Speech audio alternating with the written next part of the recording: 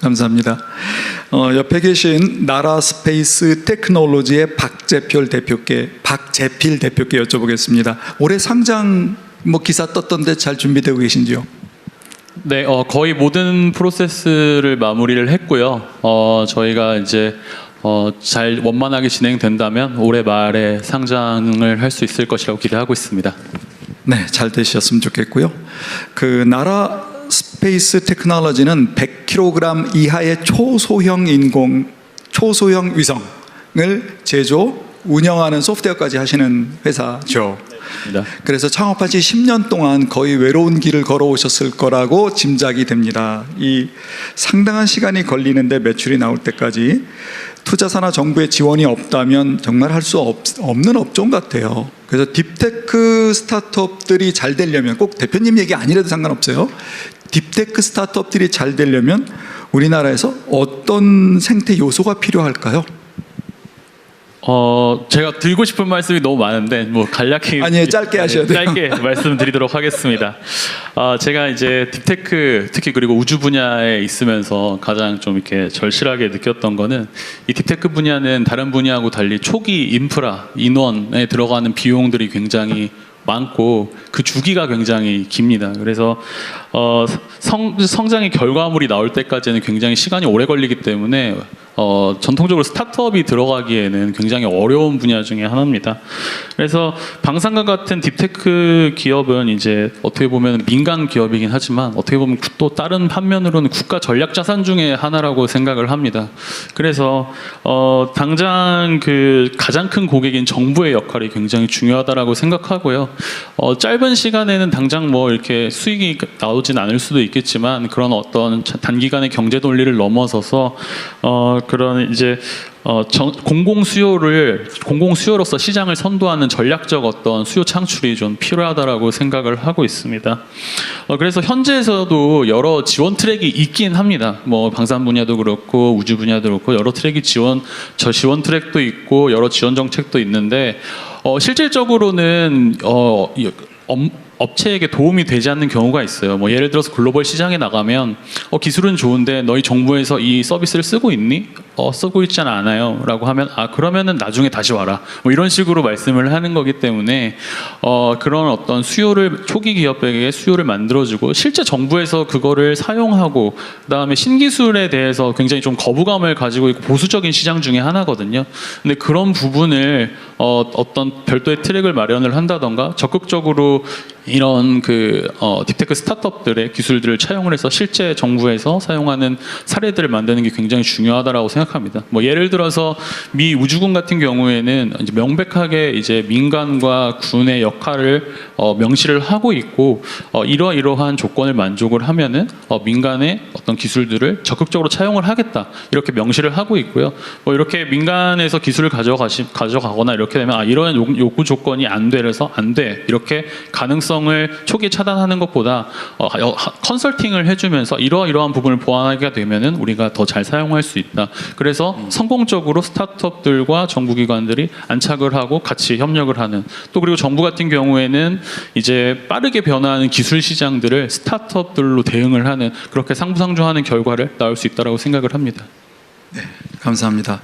마침 이 자리에 방사청 차장님께서 오셨다는 말씀을 들어서 혹시 계시면 마이크 좀 챙겨주십시오. 네, 차장님 감사합니다. 제가 여쭤볼게요.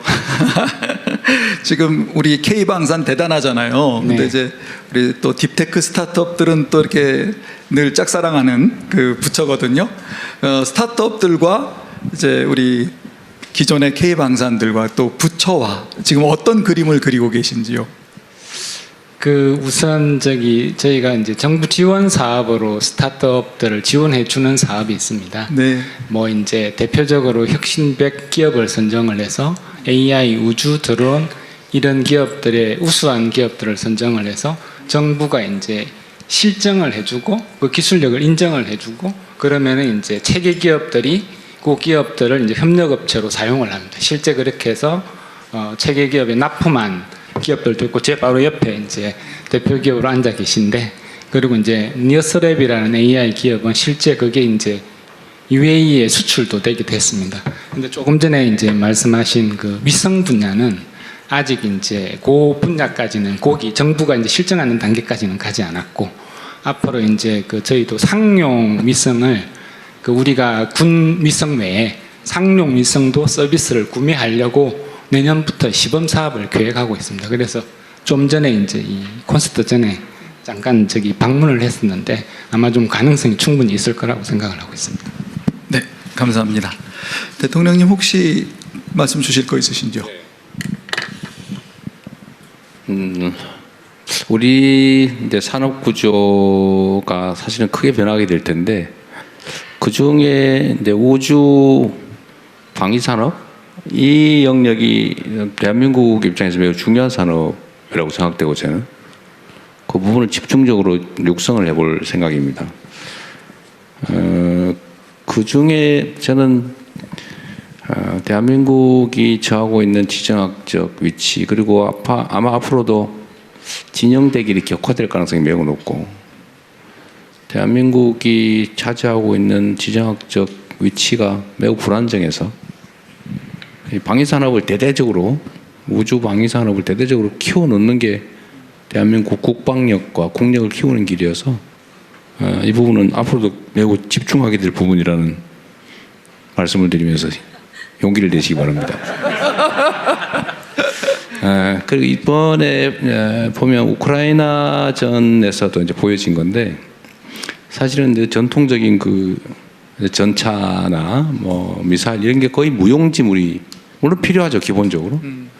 그런데 그게 과연 그만큼 돈 들인 만큼 효용을 발휘하냐는 전혀 아니었던 것 같아요. 그 마분지로 만든 드론 폭탄이라든지 그 나무 상자로 만든 뭐 이런 게 상당히 유용하잖아요. 거의 싸게. 근데 그건 결국 기술인데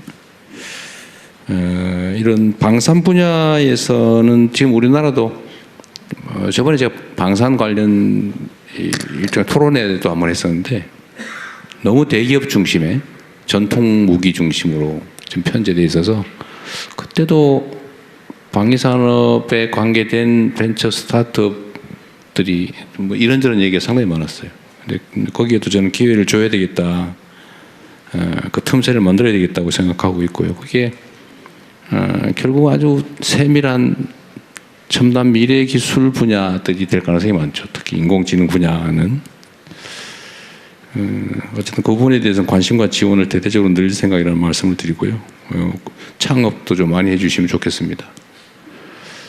그리고 정부 구매 문제, 그러니까 사용 실적, 이용 실적 이게 중요한데 이거는 정부 방침으로 지금 여러 차례 제가 정부 각 부처에 지시를 해놨습니다. 저는 기본적으로 그런 생각을 하죠. 예를 들면 정부가 특정 산업 육성을 위해서 뭐 돈을 지원하기도 하고요. 그냥 갖다 쓰는 거죠, 그냥.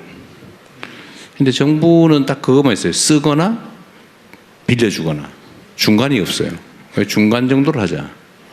예를 들면 5천억을 쓸 거냐 아니면 1조 원어치를 사서 5천억 원어치는 버릴 각오를 하느냐. 저는 5천억을 지원하는 것보다는 차라리 1조 원으로 사주고 5천억을 버릴 각오를 하는 것이 낫지 않을까? 맞는 말이죠. 그렇게 하기를 바라죠.